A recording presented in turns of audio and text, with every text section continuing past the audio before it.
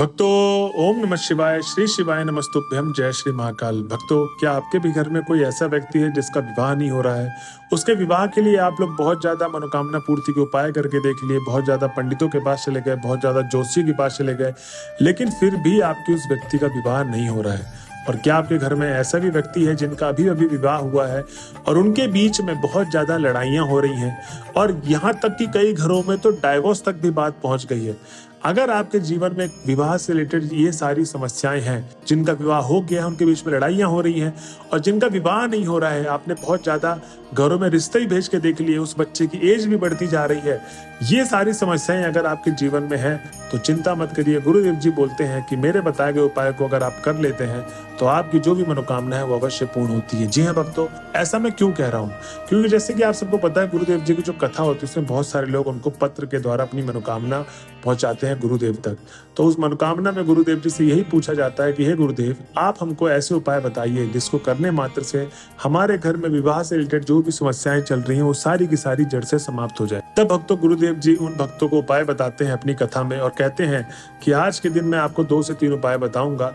इन 2 से 3 उपाय को अगर आपने कर लिया जैसा जैसा मैंने आपको बताया है तो आपकी जो भी मनोकामना होगी वो अवश्य पूर्ण होगी। तो भक्तों, उसके बाद गुरुदेव जी कथा से वापस अपने घर पे जाते हैं वो लोग और उपाय को करते हैं और भक्तों ठीक 1 महीने बाद वो वापस से आते हैं। भक्तों, आपको जानकर हैरानी होगी, इस बार जितने भी भक्त थे वो गुरुदेव जी को वापस से पत्र लिखते हैं और जो पत्र होता है वो होता है धन्यवाद के रूप में। जी हाँ भक्तों, गुरुदेव जी को पत्र लिखते हैं और कहते हैं कि हे गुरुदेव, आपने जो हमें उपाय बताया हमने उस उपाय को जाके घर में किया। गुरुदेव, आपका ये उपाय करने मात्र से हमारे घर का जो व्यक्ति जिसका विवाह नहीं हो रहा था उसका विवाह अगले लगन तक हो गया और जो व्यक्ति जिनके बीच में बहुत ज्यादा लड़ाइयां थी, बहुत ज्यादा कलेश चल रहा था, उनके बीच में आज बहुत ज्यादा प्यार है, वो अपने जीवन में आज बहुत ज्यादा खुश है। तो भक्तों, आप भी सोच रहे होंगे कि आखिर गुरुदेव जी ने उनको ऐसा कौन सा उपाय बताया जिसको करने मात्र से उनकी सारी की सारी मनोकामना पूर्ण हो गई। तो चिंता मत करिए, कैसे करना है, कब करना है, पूरा एकदम मैं आपको डिटेल में समझाने वाला हूँ। बस मेरी आपसे यही दरखास्त है कि गुरुदेव जी की 7 से 8 मिनट की वीडियो होती है तो इस वीडियो को लास्ट तक आप जरूर देखिएगा। और दूसरी दरखास्त मेरी ये है कि जो भी आप उपाय में सुनेंगे आज उसको लिख लें, क्योंकि गुरुदेव जी कहते हैं कि ज्यादातर भक्तों की जो मनोकामना पूर्ण इसलिए नहीं होती है क्योंकि वो जल्दीबाजी में उपाय सुनते हैं और दूसरी बात वो गलत तरीके से उपाय करते हैं।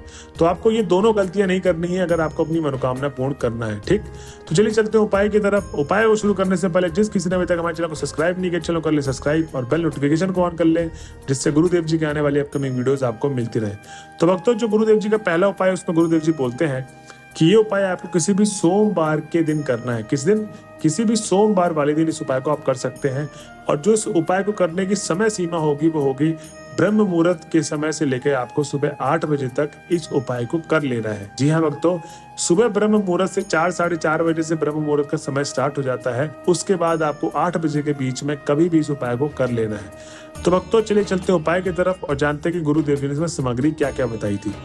तो इसमें सबसे पहले तो आपको क्या चाहिए? हल्दी चाहिए, थोड़ी सी मिठाई चाहिए। हल्दी कितनी चाहिए? आधी कटोरी हल्दी ले ले। ठीक, थोड़ी सी मिठाई चाहिए। अब मिठाई का क्या करना है वो मैं आपको आगे चल के बताऊंगा। तो 1-2 पीस मिठाई ले लें, उससे ज्यादा ना ले, 1-2 पीस बहुत है। उसके बाद आपको 1 लोटा जल लेना है। अब जो 1 लोटा जल लेंगे वो पीतल के लोटे में होना चाहिए जल और घर से भरा हुआ जल होना चाहिए। आपको वो जल मंदिर परिसर से नहीं भरना है, इस चीज का आपको ध्यान रखना है। ठीक, उसके बाद जब आप 1 लोटा जल आप भर लेंगे घर से भरा हुआ, उसमें आपको 2 बूंद गंगा जल का भी डालना है। जी हाँ भक्तों, गंगा जल का 2 बूंद आप डाल दे उस लोटे जल में। अब आपको सीधा चले जाना है समीर पत्र के पेड़ के पास। अब भक्तों, बहुत सारे लोग बोलेंगे कि गुरुदेव हम समीर पत्र का पेड़ कहाँ से ढूंढे? तो भक्तों, चिंता मत करिए कि जिस किसी को नहीं पता कि समीर पत्र का पेड़ कहाँ है तो उनको अपने आसपास के जो शिव जी का मंदिर है वहां पर पहुंच जाना है। शिव जी के मंदिर में जो पुजारी होंगे, पंडित होंगे, उनसे पूछना है कि आप समीर पत्र का पेड़ बता दीजिए, वो आपको बता देंगे।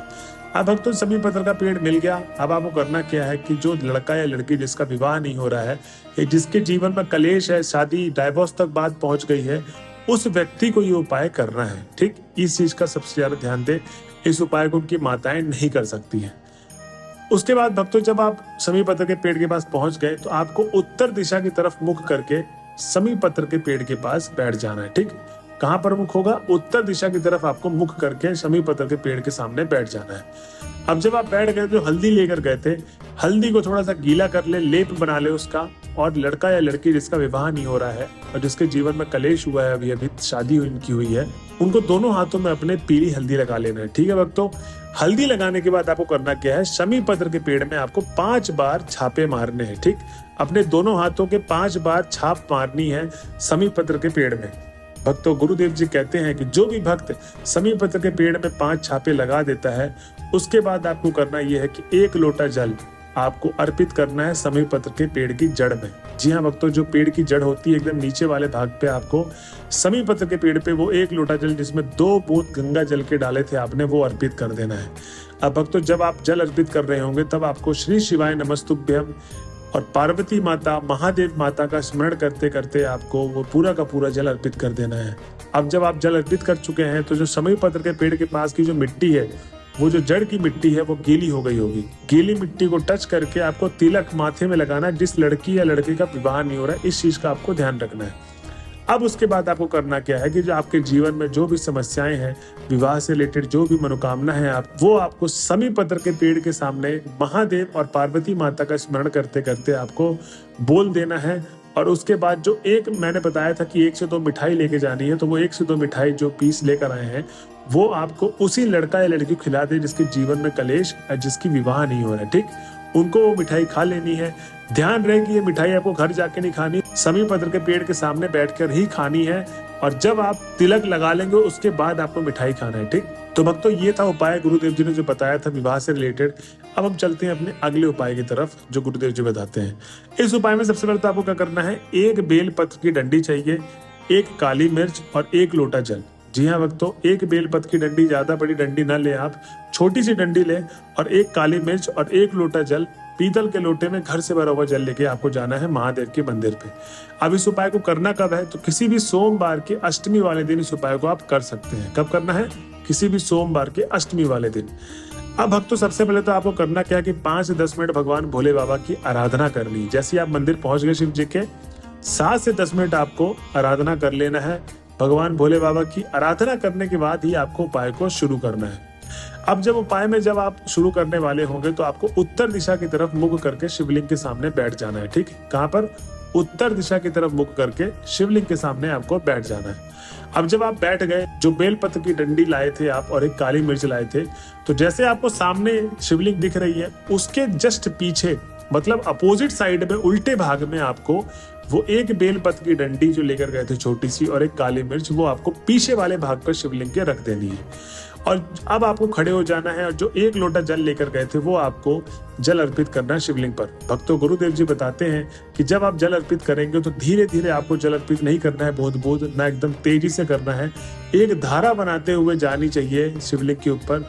और जब आप जल अर्पित कर रहे होंगे तब आपको अपनी जो भी मनोकामना है, विवाह से रिलेटेड या जिस व्यक्ति के साथ अपना जीवन आप अच्छा बिताना चाहते हैं, जिनकी शादी हो गई उनके लिए मैं बता रहा हूँ, और जिनका विवाह नहीं हो रहा है, जो भी समस्याएं आपको बोल देनी है और महादेव को अपनी मनोकामना बोलकर घर की तरफ आ जाना है। भक्तों, गुरुदेव जी कहते हैं कि जो भी कोई भक्त मेरे बताए गए उपाय को इस तरीके से कर लेता है, उसकी जो मनोकामना है वो अवश्य पूर्ण होगी।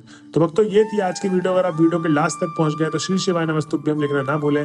मिलते हैं अगले वीडियो में, जब तक के लिए बने रहे हमारे चैनल में। हर हर महादेव।